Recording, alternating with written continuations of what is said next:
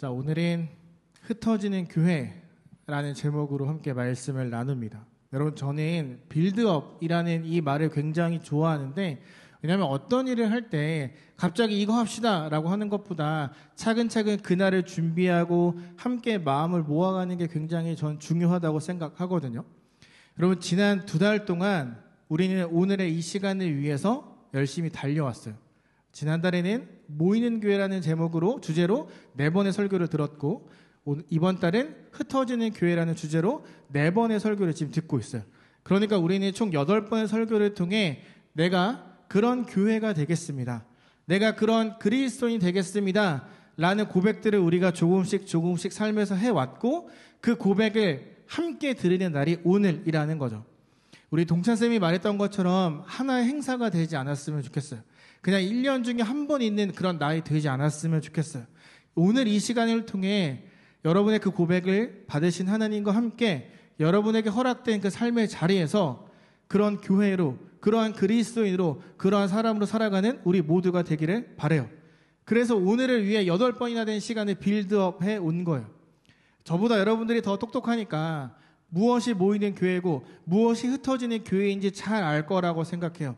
여러분, 들은 말씀을 잘 정리하고 그렇게 살겠습니다 라는 마음을 담아서 이따가 함께 고백해 주세요.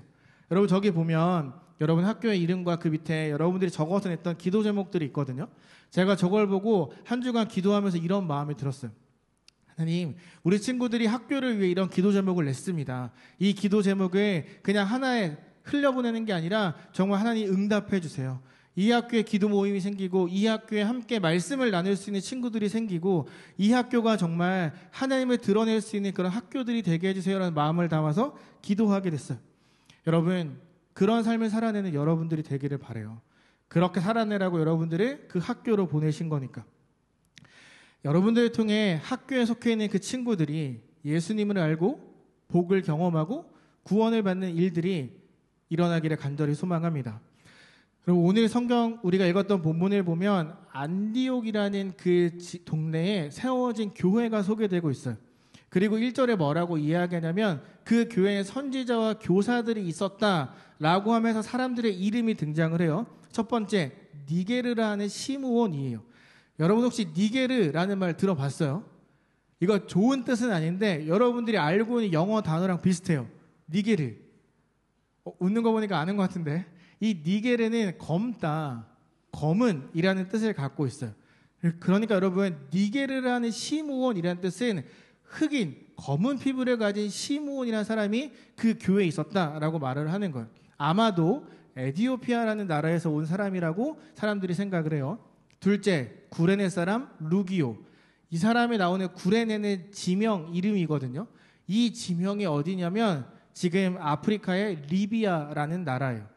셋째, 분봉왕 헤롯의 젖동생 마나엔. 먼저 우리가 헤롯 왕이 누구인지를 알아야 될 거예요. 여러분, 헤롯 왕은 좀 잔인한 사람이에요. 어떤 일을 했냐면, 크게 정말 많은 일들을 했지만 2가지를 이야기하자면, 첫 번째, 세례 요한의 목을 잘랐어요. 세례 요한의 목을 잘라서 쟁반에 담아서 갖고 왔던 사람이에요.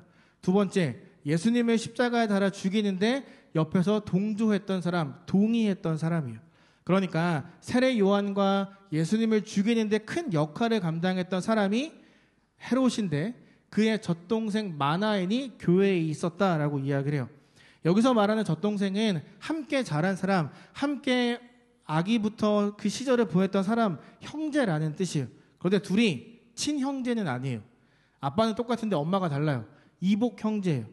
그러니까 이 마나엔이 어렸을 때부터 무엇을 보고 자랐냐면 힘, 권력, 하나님 말고 이방 신들을 믿어오는 사람들과 함께 자랐던 거예요. 그리고 자기랑 함께 자랐던 형이 세례 요한과 예수님을 죽였잖아요.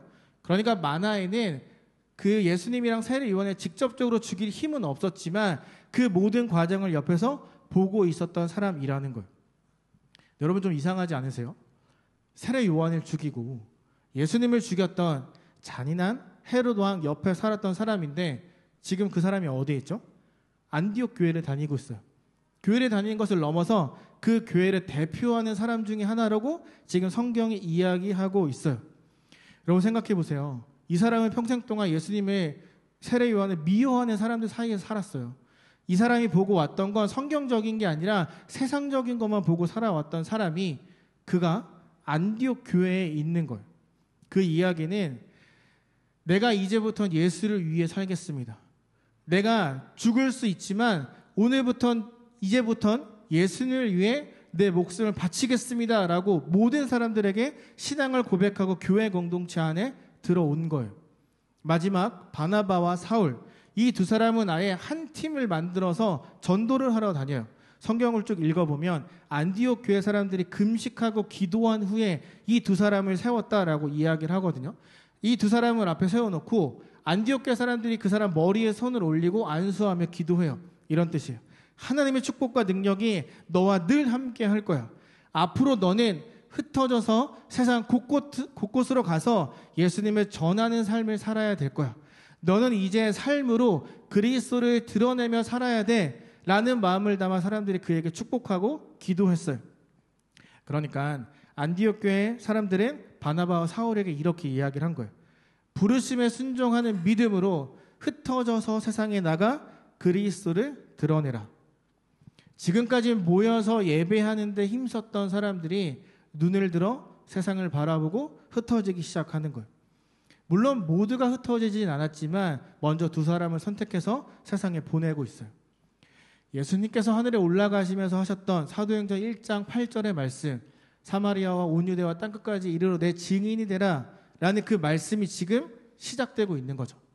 바나바와 사울의 이 파송은 예수 그리스도의 복음이 땅끝에 한 걸음 더 다가가도록 하는 시작점이 되었어요. 안디옥 교회 굉장히 특이한 교회예요. 여러분, 시므온이랑 루기오가 어디 출신이라고 했죠? 아프리카 출신이라고 했죠. 이 사도행전 이 시대, 안디옥 교회가 세워졌던 이 시대가 어떤 시대냐면 여러분들이 잘 알고 있는 그리스 로마 신화 그게 가득 찼던 시대예요. 우리나라만 해도 역사를 보면 조선시대에 노예제도가 있었어요. 조선시대만 보더라도 뭐 노예라고 하진 않았지만 부자들의 집에는 종, 머슴이라고 불리는 하인들이 있었어요. 한 번 종은 영원한 종이에요. 아빠가 종이면 태어나는 모든 애들도 다 종, 노예가 되는 거예요. 여러분, 주인과 종이 같이 앉아서 밥을 먹을 수 있을까요?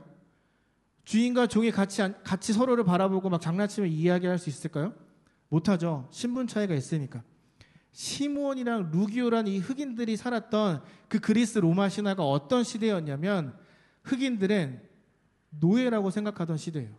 흑인들을 잡아와서 노예로 부리던 시대예요. 그렇다고 해서 시므온이랑 루기오가 노예였다고 말하는 건 아니에요. 그런데 안디옥 교회는 대부분 흑인이라고 하면 노예로 생각하던 그런 문화 속에서 생겨났던 교회예요.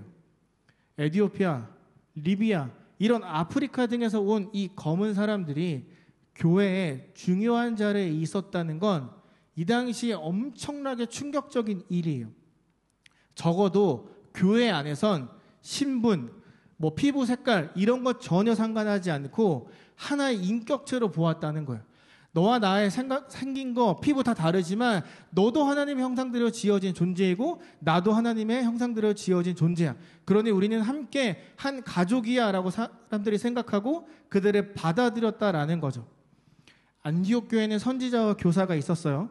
선지자가 뭐냐면 하나님의 말씀해 주실 때 듣고 그냥 즉흥적으로 말씀을 선포하던 사람들이고, 교사는 열심히 성경을 공부해서 내가 공부한 걸 사람들에게 가르치던 사람이에요. 선지자가 즉흥적으로 말씀을 선포할 수 있었던 이유, 교사들이 잘 가르칠 수 있었던 이유가 뭔지 아세요? 뭔지 아세요? 안디옥 교회가 모이는 교회였기 때문이에요. 그냥 모이는 교회가 아니라 잘 모이는 교회였기 때문이에요. 신분, 인종, 계급 차이, 그 사람이 과거에 뭘 했는지, 이 사람이 어떤 실수를 했는지 거기에 집중하고 사람을 괴롭히고 놀렸던 게 아니라 구원받은 이유, 우리는 예수님 안에서 죄가 용서받아졌어. 나도 너도 하나님의 아들이고 딸이야. 우리는 한 가족이야. 우리는 서로 사랑해야 돼. 함께 모여 예수님을 전해야 돼. 라는 동일한 고백을 하는 사람들이었다는 거죠. 잘 모인 거예요. 모일 때마다 너 노예잖아. 너 옛날에 그런 잘못했잖아. 이런 말 하지 않고 모여서 함께 동일한 예수님을 고백하고 동일한 말씀을 공부하고 그렇게 예배드리며 살았던 거예요. 저는 이 안디옥 교회가 우리 자유교회랑 되게 비슷하다고 생각해요. 우리도 정말 다양한 사람들, 다양한 학교에서 또 다양한 교회가 모여 하나의 교회를 만들었잖아요. 여러분, 이 안디옥 교회는 흑인들만 있었던 게 아니에요. 세례 요한과 예수님을 죽이는 데 앞장섰던 형제를 갖고 있던, 세상의 권력을 누리던 마나엔이라는 사람도 있었어요. 여러분, 사울, 우리가 잘 알고 있는 바울은 어때요? 지난주에 말씀 나누었던 그 스데반에 돌로 쳐 죽이는 현장에 있었던 사람이에요. 그리고 그 사울은 내가 죽을 때까지 해야 되는 사명은 딱 하나, 예수를 그리스도라 고백하는 사람들을 다 죽이는 것이다. 그렇게 말하던 사람들이 지금 교회에 모여 있는데 그 사람들을 교회 대표라고 이야기를 하는 거예요. 어떻게 보면 교회에 와서는 안 될 것 같은 살인자, 살인 방조자, 흑인, 노예들이 지금 모여서 굉장히 불편할 것 같은 사람들이 모여서 지금 교회를 이루고 있는 거예요. 제가 안디옥 교회가 자유교회랑 비슷하다고 했다고 해서 여러분 집에 가서 갑자기 밥 먹다가 엄마 있잖아, 오늘 목사님이 나 교회 오면 안 되는 사람인데 교회 왔다고 했다, 이렇게 말하면 안 돼요. 여러분, 그런 뜻 절대 아니에요. 여러분, 이 안디옥 교회에 모여있던 사람들의 다양한 과거를 갖고 있었어요. 저도 여러분도 다양한 과거를 갖고 있잖아요. 근데 지금 뭐 하고 있어요? 우리가 함께 모여 찬양하고 예배드리고 동일한 예수를 나의 구세주라고 고백하고 살아가고 있잖아요. 안디옥 교회도 처음에 모였을 때 안 친했어요. 서로 대면 했다고요.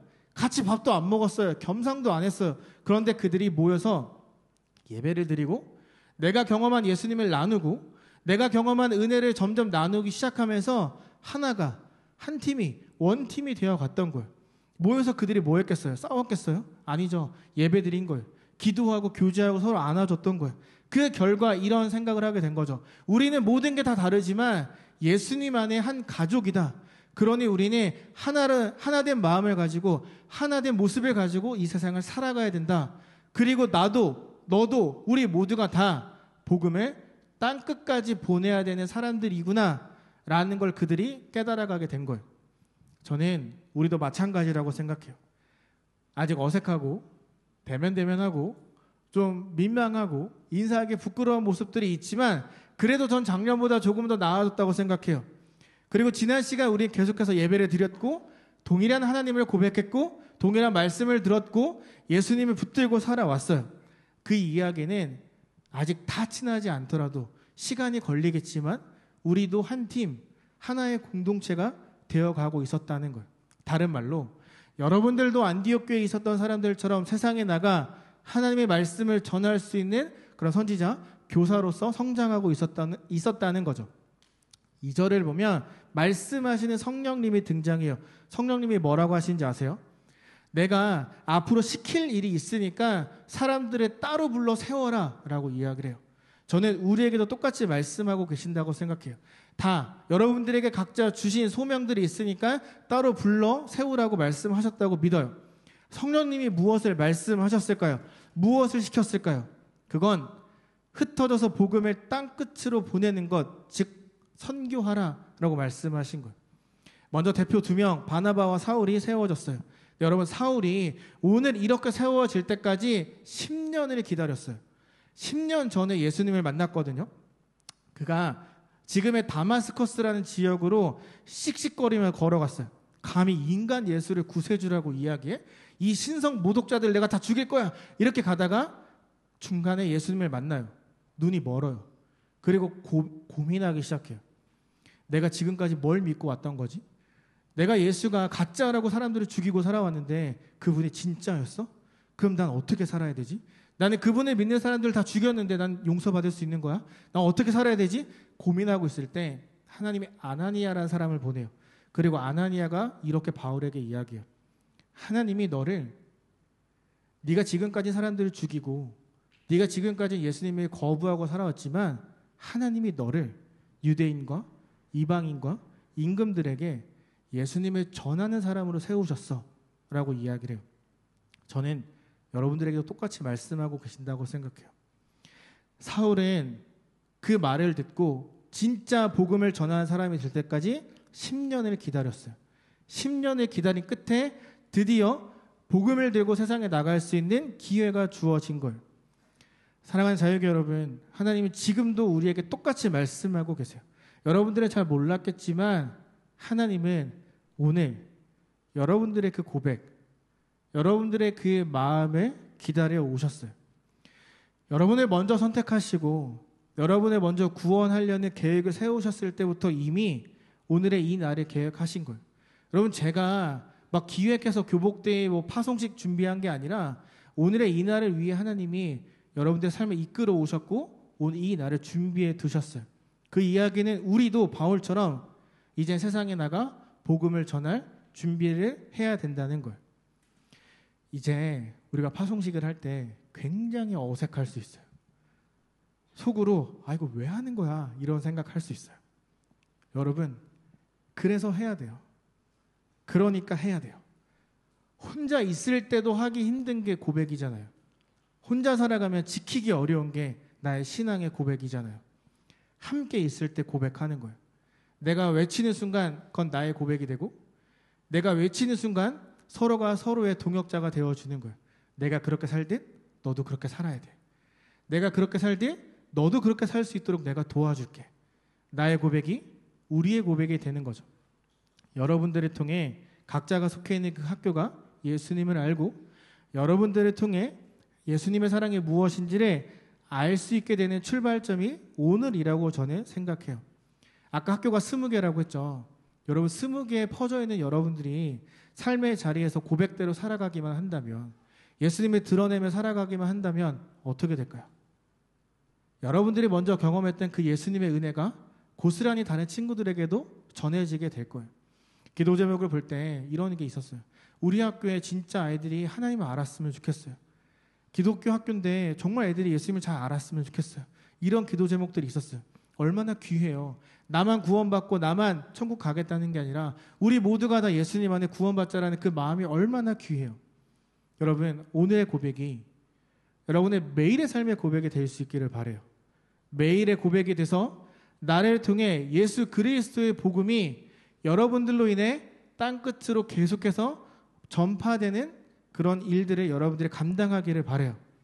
여러분 한 사람 한 사람으로 인해 가정이, 학교가, 속해 있는 모든 공동체가, 그리고 이 땅이 예수 그리스도의 사랑을 경험할 수 있는 그 출발점, 통로, 시작점이 여러분들이 되기를 정말 간절히 바라요. 이제 우리는 선서하는 시간을 가질 거예요. 굉장히 어색할 수 있겠죠. 하지만 여러분, 한번 딱 고백해 보세요. 내가 그렇게 살아가겠습니다. 예수님, 하나님, 내가 그렇게 한번 살아보겠습니다. 그런 마음을 담아서 함께 고백해 보세요. 그러면 여러분들이 살아갈 때 힘들 때마다 나의 힘이 되어주는, 내가 다시 일어날 수 있도록 도와주는 원동력이 될 거라고 저는 믿어요. 모이는 교회, 흩어지는 교회로서 살아가는 저와 여러분 될 수 있기를 간절히 소망하며 축복하고 싶은데 여러분들의 표정이 너무 안 좋아요. 그렇게 살아갈 수 있죠? 지금 너무 내가 살아가야 돼 이렇게 부담감 때문에 좀 표정이 안 좋았던 거죠? 여러분, 그렇게 살아낼 수 있는 능력과 복이 늘 함께하는 여러분 되기를 예수님의 이름으로 간절히, 정말 간절히 소망하며 축복합니다.